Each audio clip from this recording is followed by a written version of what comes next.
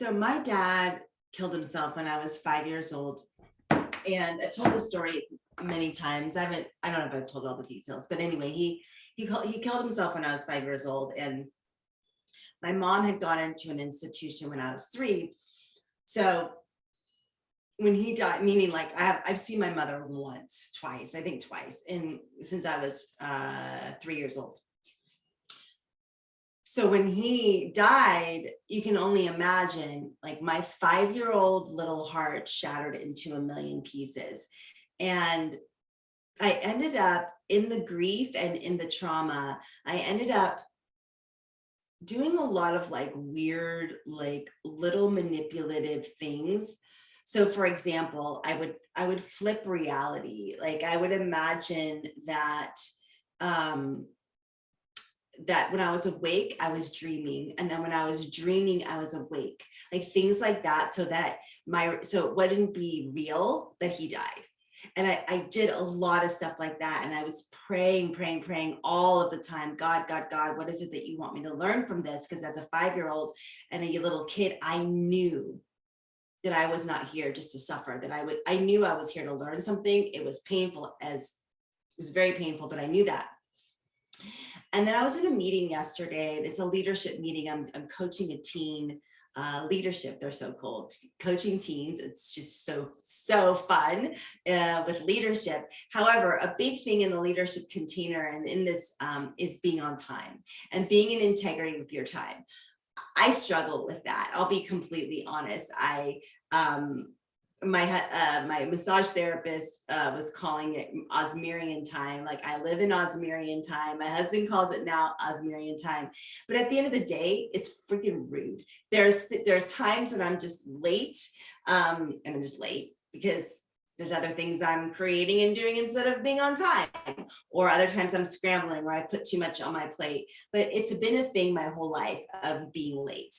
And in this meeting yesterday, someone was late to the meeting. I wasn't late to that meeting, but and we were getting underneath it. And then in the leadership training, we always go back to like, where did this start, right? And that's very like in any therapy, like where did this start? Any transformation? Where did this start?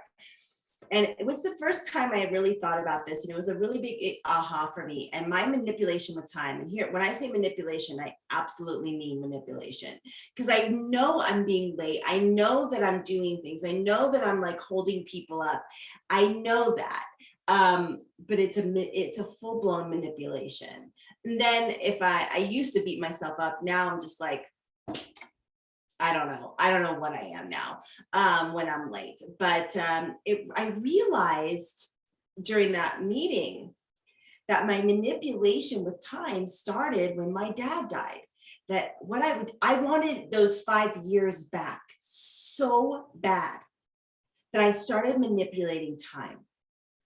I started doing like meditation practices and things, like really weird things in my head around time. And so my manipulation with time was that I was trying to get that time back. And now I steal time from other people, meaning like if I'm late, I am stealing time. I am taking time. And I wanted to steal time when I was little. I wanted to reverse time. I wanted to go back in time. I had a very hard time. I had a very hard time with time when I was younger, because I didn't want to be in that reality. I wanted time to stand still when I was 4 and I was happy with my dad. So this was a very big aha for me. I'm like, wow. And I've done a lot of work around time, I've done a lot of work around my dad, but here's the thing, that the work never stops. Never stops. Now, what am I going to do about it? So this is the warrior way. This is the warrior way, where we don't stay in our stuff, right? We get curious, we look at it, we understand, we track it, but we don't stay in our stuff. Warriors are not victims. And I have been a victim to time. And I'm telling you, it's like really, it's been painful, and I've pissed a lot of people off in the past. And I'm not honoring myself and other people when I'm late. So here, the spiritual warrior way is that we clean it up. We stop being a victim. So I have some work to do. I have some inner work to do around where I started manipulating time, and I get to heal my relationship with time because it comes from a very broken heart, a very broken heart. And if I want to even dig deeper, the manipulation with time has affected my financially, has affected relationships, has affected my business, has affected my relationship with my daughter. It's because it causes breakdown. I mean, I don't do it anymore. I have perfect credit now. Well, kind of perfect, pretty close. But I didn't pay any attention to bills, like paying bills on time. When I was younger, I was like, time, bills, whatever. So time is wrapped up in a lot of things. And you can say, well, we're all living in, there's no time. But there is. In here on this planet, we live in time. We live in that. And we get to be in good relationship with time. So as a spiritual warrior, what do I get to do? I get to clean it up. First of all, I even talking about it, I can feel some pain in my heart that I have some like resentment on time that I get to go back and clear because I wanted time to stand still. And I get to heal that so that moving forward, I get to be a badass warrior with time. I get to be on time. I get to be my word. Because here's the thing, even though I'm telling you the backstory, if you're late, bills late, mortgage late, late to a meeting, nobody gives a shit about your story. Sorry, they don't. And man, I used to love to give the story. Well, there was traffic and then there was this. It's like, no, you're just late. I'm just late. That's it. I'm just late. They don't want to hear your story. If we miss a mortgage payment, they don't care about your story. You just got to clean it up. But in order for me to really clean it up and really step into power with my relationship with time, I got to go back and heal that little girl when she started doing the little witchy stuff I do now, but on time, like I've started to see all my little meditations and opening up my psychic abilities all started really, really, really young, plugging right into all of that.